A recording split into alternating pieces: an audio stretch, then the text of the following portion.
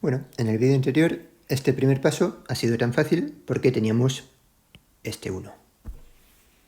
En general, el primer paso es muy fácil si en la diagonal hay alguna entrada distinta de 0. Ahora, en principio parece más difícil, y es más difícil, o un poco más difícil, el caso en el que todas las entradas de la diagonal son 0. Es decir, vamos a ver como una nota. ¿Qué pasaría? ¿Cómo hacemos este primer paso?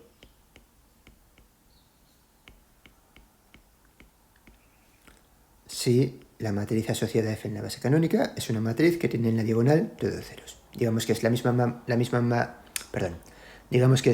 matriz, pero vamos a cambiar este primer 1 por un 0.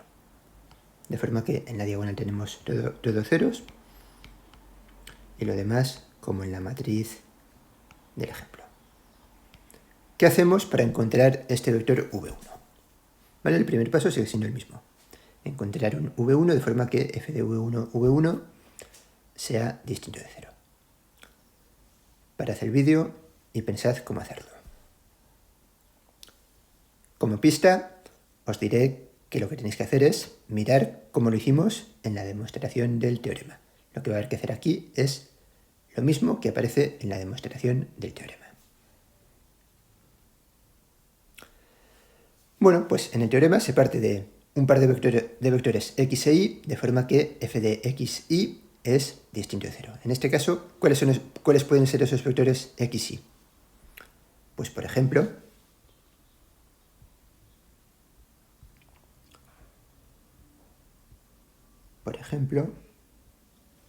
este 1 de aquí, o realmente nos serviría cualquier entrada distinta de 0 de la matriz, que si f es una forma bilineal distinta de 0, en la matriz asociada siempre habrá alguna entrada distinta de 0. Entonces decía, ese 1 lo que significa es que f de e1, e2 es 1 que es distinto de 0. Es decir, como el x de la demostración del teorema podemos tomar e1, como el y de la demostración del teorema podemos tomar e2. Y ahora tenemos dos posibilidades para encontrar el vector v1 que estamos buscando. Podemos decir directamente que por la demostración del teorema, f de e1 más e2, e1 más e2 es distinto de 0.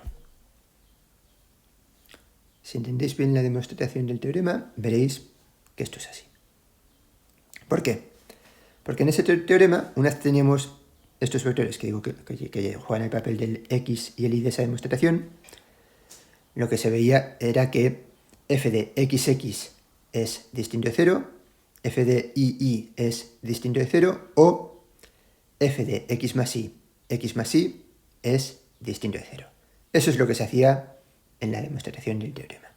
En este caso, f de e1 es 0 y f de e2 también es 0. Por tanto, el que tiene que ser distinto de 0 es el tercero. Por si acaso, si tenéis alguna duda, vamos a comprobarlo. Ya digo, esto realmente no hace falta hacer la cuenta que voy a hacer ahora.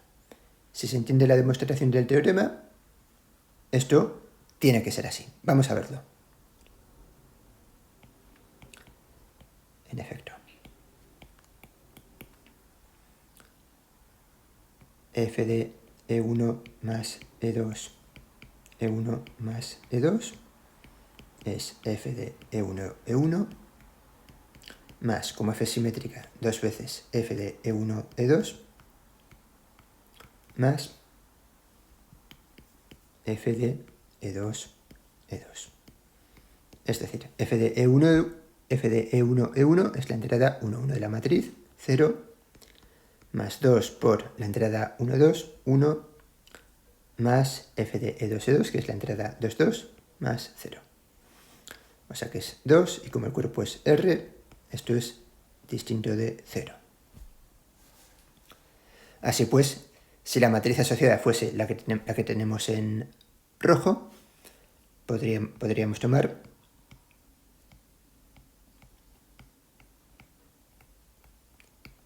tomar como V1 el vector E1 más E2. ¿Vale? Y aquí vemos cómo este primer paso vamos a poder hacerlo sea cual sea la matriz asociada a F. Si en la diagonal todos son ceros, es un poco más difícil, pero también la demostración nos dice cómo hacerlo, cómo encontrar el vector V1 en esa situación.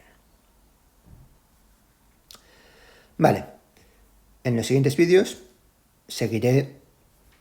iré con el paso 2, pero ya vamos a trabajar en el ejemplo original, ¿vale? En el que tenemos en negro.